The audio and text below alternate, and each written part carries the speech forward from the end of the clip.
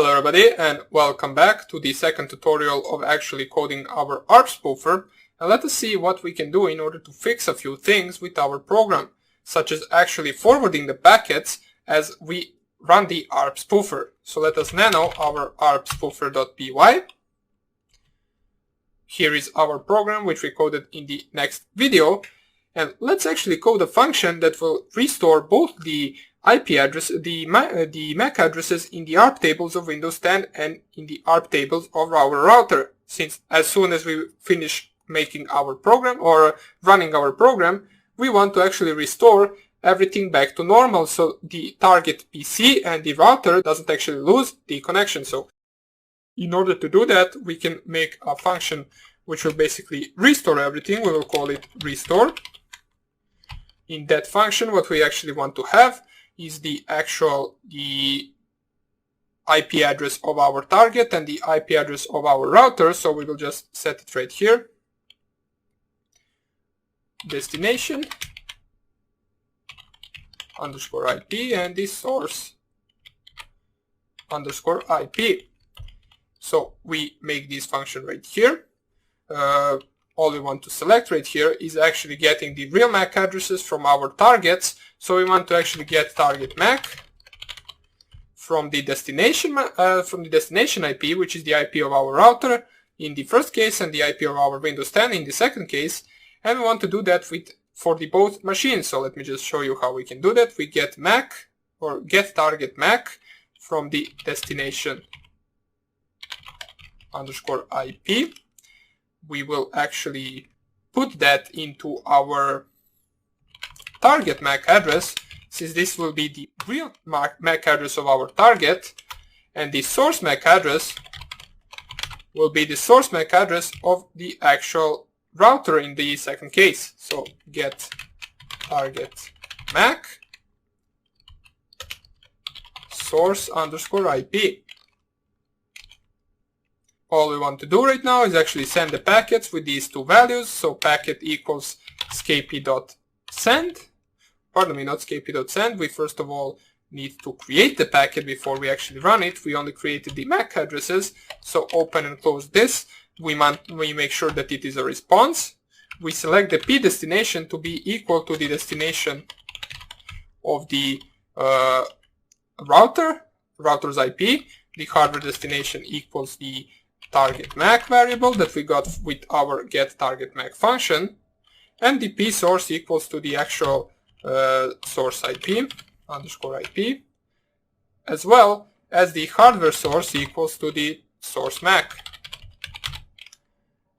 And all we want to do right now is actually scapy.send this packet. So we want to send this packet, and we want to set, as usual, where both equals false. So all we have to do right now is, as soon as we actually close our program, we want to run the restore function on these two MAC IP addresses. So we run it on both our Windows 10 and on both the routers. So restore also the Windows 10 machine. We need to perform 2 times this function for each of the machines. And then we can actually exit the program. So everything should be good to go.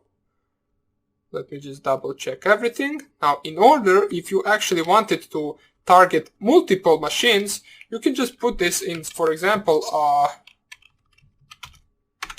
for I in range 1 to 255, you can just make this, instead of the 1, to be, for example, the plus string of I, or something like that. You can just put it in an actual loop in order to actually spoof multiple targets, but we won't be really doing that right now. All we want to do is actually see how the ARP spoofer works, and in order to understand the process behind this a lot better than before. So everything should be good to go. All I have to show you right now is actually how to forward the packets once you start ARP spoofing. As you saw in the previous video, we weren't really able to connect to the internet. So let us save this, save it with Ctrl O, and in order to forward the packets, there is a file Let me just remember how it is called. Okay, so the file was cat proc sys, the net. Let me just see. So we want to go IPv4, IPv forward. Okay, so that is the file. Let me just clear the screen. So if you cat the proc sys net IPv4 and then IP forward, you get this 0 in that file, which means we are not forwarding the packets. But if you echo into that file, so let me just show you, if you just write echo 1 and then the arrow to right, if you press enter on this path and you cat it once again, right now we have 1 in that file, which means we are forwarding the packets. So if we run our ARP spoofer once again with the arpspoofer.py, everything is running smoothly. Now, first of all, before we go to the internet, let us try to run the ARP-A in order to see if we successfully spoofed the MAC address. As you can see, we still didn't, but if I run once again, right now the MAC address is spoofed. And right now, in the previous video, as you saw, we weren't able to access the internet, but if we click right here once again, we open the Google Chrome from our target PC. We, for example, want to run the twitter.com.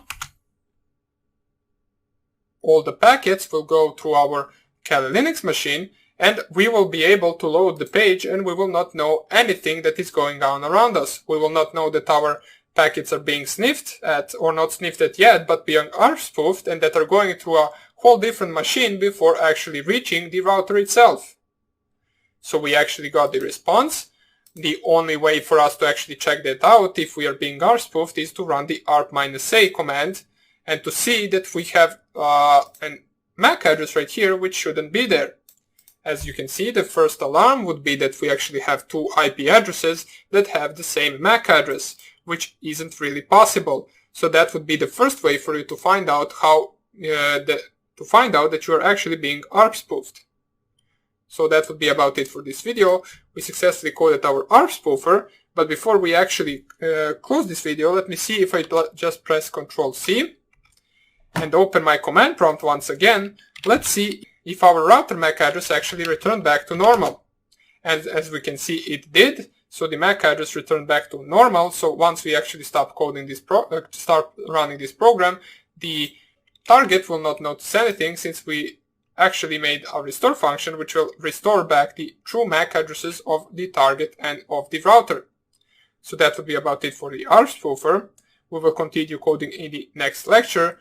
Hope you enjoyed this video, and I hope I see you in the next tutorial. Bye!